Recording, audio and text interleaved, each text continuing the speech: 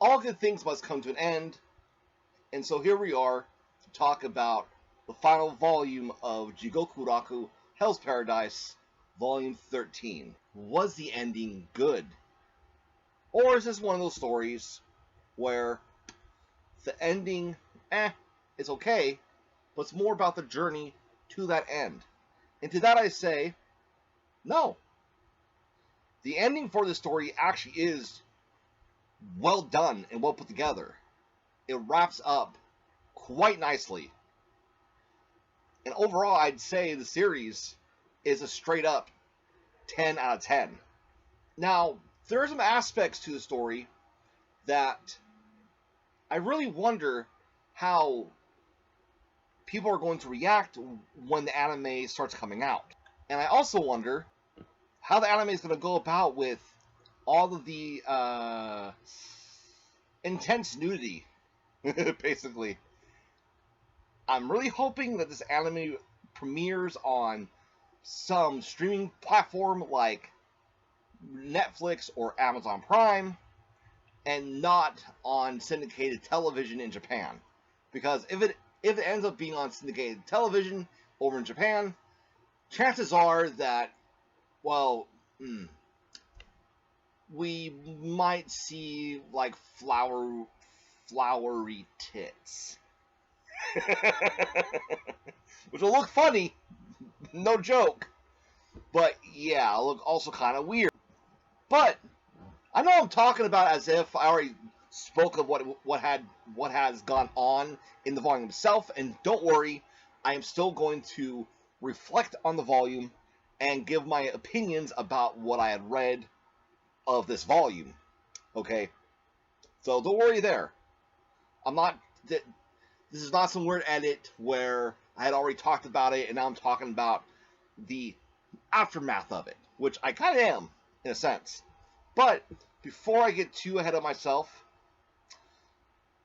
I want to let you guys know that you should subscribe to the channel if you haven't already, and hit that notification icon. Make sure the bell is a ring-a-ding-dinging. Also, gives you a thumbs up. That way, it will be easier to be found in the algorithm. Because I guess it helps let YouTube know that, hey, this is worth watching. And maybe it'll make, I don't know, the front page or I don't know what they call on YouTube, honestly. I know on TikTok it's called the For You, but on YouTube I have no idea what. Oh well. So anyways, now let's get into the volume itself.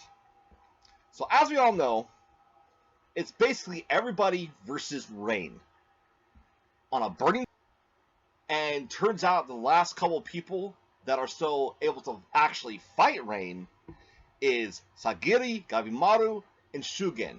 Jikka's just on the other boat, drinking, having a good fucking time, because Jikka sees no way around killing this monster. All he sees is just an unending amount of death. Now, that's all that will happen to them, is just death, death, death, death, death, death, death, death. That's all that'll fucking happen to them. Shugen's two cronies, whose names I don't really quite remember, little midget kid and tall, beautiful brown-skinned girl, they are both just, lives got snuffed out. Shugen dies as well in this volume, but his death actually has a bit of meaning to it. Despite the fact that both Sagiri and Gabimaru end up working together in tandem, fighting against Rein, they still can't even put a dent on her. And here's a crazy thing as well. Gabimaru, technically, given the ally attribute of Tao that Sagiri has a Gabimaru, Sagiri is able to essentially resurrect Gabimaru. And as we know that those with the essence of tandems inside of them, like Gabimaru has, like as the Choze has, as all the Tenten have as well, that they can be resurrected. Just so long as that core is not annihilated. The only way for only way for them to really beat Rein, you see, is to make her Tao become purely imbalanced.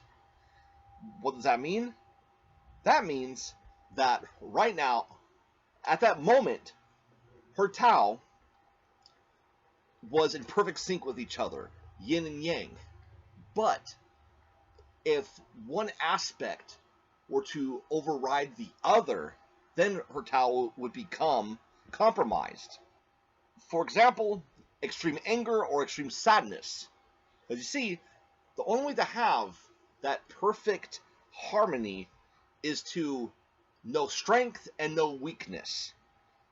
And know that strength comes from weakness, and weakness comes from strength, and the two work together in tandem.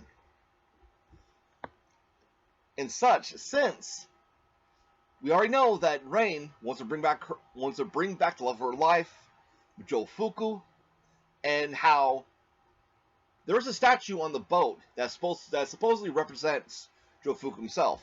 And what was supposed to happen was Sagiri was supposed to cut Rein down the moment she started to be overcome with just pure fucking rage. And Gabimaru's mission was to cut down the statue that represented her husband.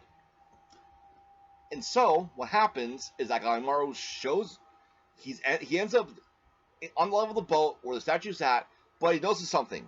He notices that on the floor there are two wedding garbs, one for a man, one for a woman, and thus hesitates.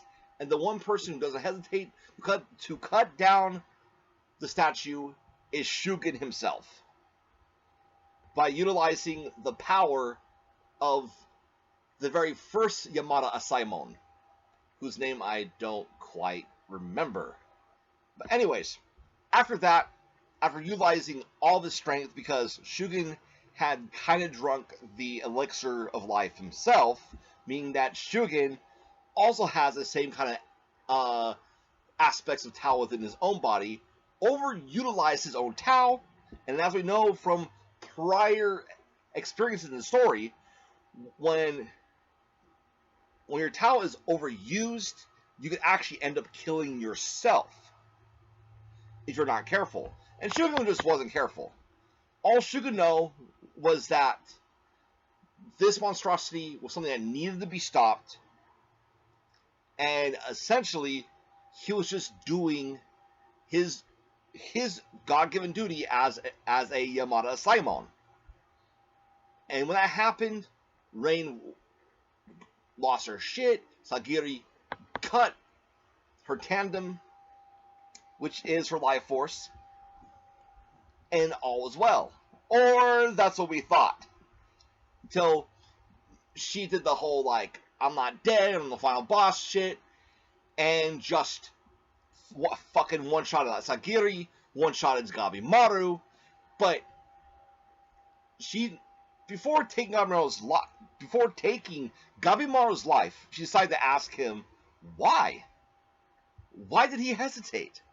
And Gabimaru hesitated because he had compassion towards what was happening, towards seeing both of those matrimonial garbs, because here he is fighting for his wife, fighting to get back to where he belongs, and there Rein was fighting for her love.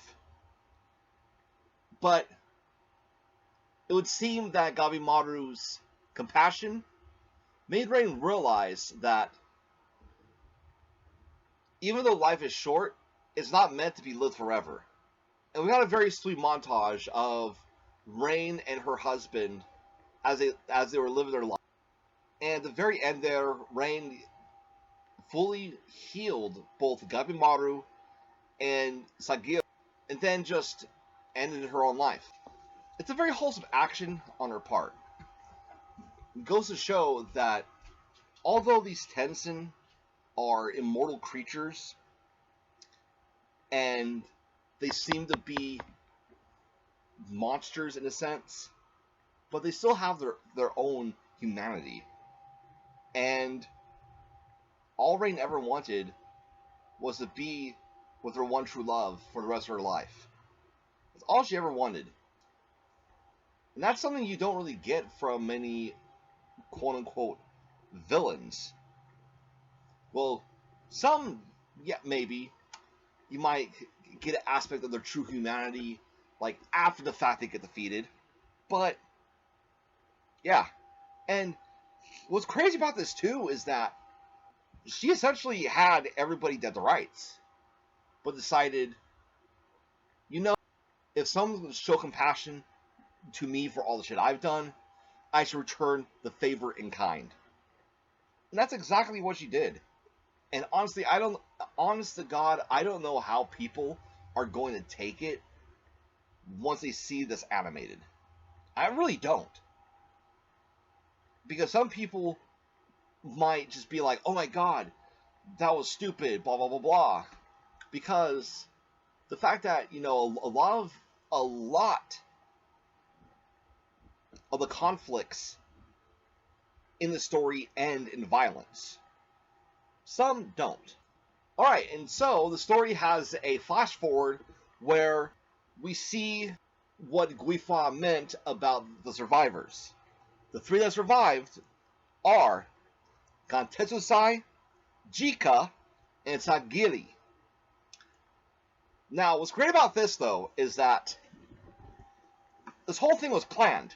So, literally, not a lot of characters died, actually. You see, what ended up happening was, Jikka had this plan to have one person be basically pardoned, because that was going to happen in the first place, was that a convict, along with Yamada Saimon, would be pardoned when they came back to Japan and give the shogunate the elixir of life. And of course, they chose Gantetsusai because, well, he has just a very recognizable face. I don't think it's just recognizable. I think it's very distinct looking, and it'll be hard pressed to see him like try to go into hiding. The other two, or not other two, sorry, the other three remaining convicts, Gabimaru, Nurugai, and Yuzuriha, those three would, or rather could, just fucking go into hiding. And what's great is that Jikka managed to basically get the shogunate to eliminate Iwagakure, because he essentially tricked the shogunate into believing that the ninjas of Iwagakure were going to try to overthrow the shogunate, basically. And they got that old-ass Legionobi, got him fucking beheaded, and the ninja village is now no more. Meaning that Gabimaru and his wife Yui can live out their days happy. And it's very sweet to see Gabimaru at the very end of the story just relax. The last time we see him, he's relaxed and sleeping. Which is nice, because the entire time he was on the Holy Island, the dude was in constant just fucking stress mode. I mean, this guy had more stress than fucking Redestro did from My Hero Academia. No joke. But what happened to everybody else, though? So, with Toma, now, apparently, okay, so, Guifa had something I actually forgot to mention in my last review, and that is that Guifa has this pot, which he is going to be slowly but surely regrow all of the other Tensen. But it will take about 1,000 years for them to come back. So they are technically dead. Now, even though Appa Choze gave his life to take down the giant flower, the Bako, he actually wasn't dead. And seeing as how Toma is his Tao ally, you see, Toma's energy was able to save the tandem that is his brother. And thus, when we see them again, Choze is like a little kid. Toma is, well, of course, older. But Choze technically now is a Tensen. In all technicalities. And the two of them are somewhere in Hong Kong at the moment, doing what they've always done, and that is survive. So you have those two. Then you have Nurugai and Shion. Shion is just a blind dude, you know, making jokes and threatening people that hit on Nurugai. But Nurugai no longer dresses like a homeless little boy. She now actually dresses like a lady. Well, I'm sorry, not like a lady. I mean, she now dresses with feminine qualities. Which means that now there are guys that are trying to hit on her. And it's kind of funny, the two are just called Blind Wolf and Cub. Which to me is like a play on words on Lone Wolf and Cub, basically. I kind of like that. Well, mainly because I absolutely adored the Lone Wolf and Cub series. I think it's fucking amazing. I might review that at some point. Not too sure when. Jikka is now in charge of the Yamada Saimon. He has basically worked his way to the top. Well, seeing how the Yamada Saimon are almost no more, yeah, that was a very easy thing for him to just fucking grab and obtain. As for Sagiri and Yuzuriha, those two, they're just doing their own thing, basically. And in the story, we see them chatting with Yui. And you know what? It's really nice to know that Yui was not a manifestation of Gabimaru's imagination. Very nice to know that wasn't the case. But then there's a tricky point, okay, where we see it as present day time. And we see Guifa and Mei. And Mei mentions that, yes, Mei's alive again as well. Now, I'm guessing this is the 1,000 years into the future that Guifa had mentioned for the other Tensens to come back to life.